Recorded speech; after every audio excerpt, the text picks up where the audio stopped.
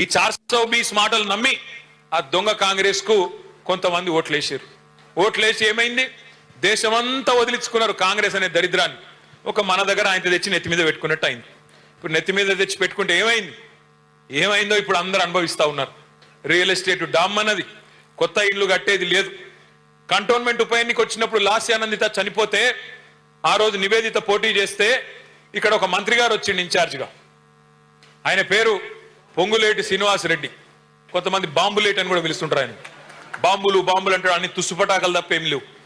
బాంబులు మంత్రి ఏం చెప్పిండు, ఆ రోజు డైలాగులు పెట్టిండు. 6000 ఇండ్లు, డబల్ బెడ్రూమ్ ఇండ్లు నేను ఇస్తా, ఇందిరమ్మ ఇండ్లు ఏదో అన్నాడు. 6000 ఇండ్లు అన్నాడు. చెప్పి దగ్గర ఇప్పుడు 2 ఏళ్ళు అయిందా? అది ఎప్పుడు మే 2024లో ఎలక్షన్ అయింది. ఏప్రిల్ 2024. 6000 घर देता हूं बोले. मैं आज सवाल कर रहा हूं. నేను ఇవాళ మంత్రి గారిని అడుగుతున్నా, 6000 ఇండ్లని డైలాగులు కొట్టినావు కదా కంటోన్మెంట్ లో, 2000 రూపాయలు నోట్లు ఇచ్చి గెలిచినావు కదా, ఇవాళ 6000 ఇండ్లు అన్నావు కదా మంత్రి గారు. 6 ఇండ్లు చూపెడతావు ఎక్కడన్నా? నీ ముఖానికి 6 ఇండ్లు, 6000 ఇడిచిపెట్టు. 2 ఏళ్ళు ఒడిచిపోయింది. 6 ఇండ్లు కట్టినావా ఎక్కడన్నా? 6 ఇండ్లు కూడా ఇడిచిపెట్టు. 6 ఇటుక పిల్లలు పెట్టినావా ఎక్కడన్నా? ఇజ్జత్ ఉందా కనీసం మాటలాడితే?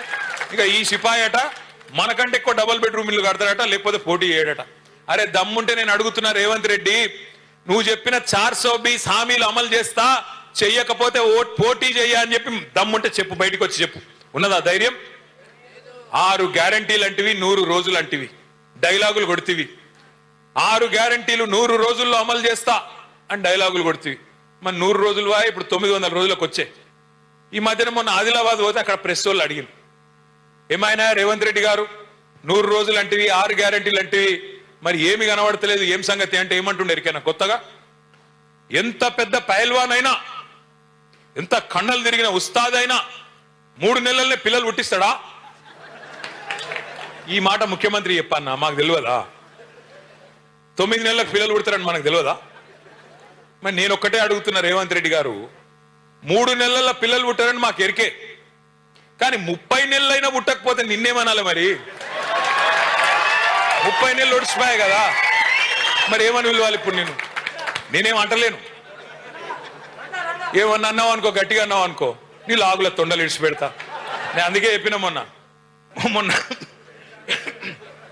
వాళ్ళ తమ్ముని పేరు కొండలరెడ్డి, వీని పేరు తొండలరెడ్డి అని పెట్టుకుంటే తప్పడే లొల్లిపోతుందని చెప్పిన. అది ఏం భాష, ఏం మాటలు, ఏం గలీజ్ మాటలు మాట్లాడితే నోరు తెరిస్తే బూతులు తప్ప. ఎలక్షన్లకు ముందేమో వాగ్దానాల వరద, ఇప్పుడు నోరు తెరిస్తే బురద, అంత తప్ప ఏమీ లేదు. ఒక్కటంటే ఒక్క మంచి మాట.